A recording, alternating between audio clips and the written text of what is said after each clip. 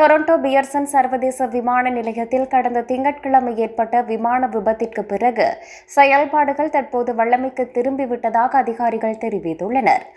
கடந்த திங்கட்கிழமை பிற்பகல் 2 மணிக்கு பிறகு டெல்டா ஏர்லைன்ஸ் விமானம் 4819 மினியாபோலிஸில் இருந்து புறப்பட்டு 3ஆம் முனையத்தின் ஓடு பாதையில் 23இல் தரையிறங்கும் போது விபத்துக்குள்ளாகியது. இதன்போது விமானம் தலைகீழாக கவிழ்ந்தது.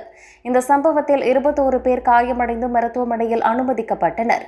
ஆனால் அனைவரும் தற்போது வைத்தியசாலையில் இருந்து வீடு திரும்பியுள்ளனர். விமானத்தில் இருந்த அனைவரும் உயிரிழப்பின்றி உயிர் தப்பித்திருந்தனர்.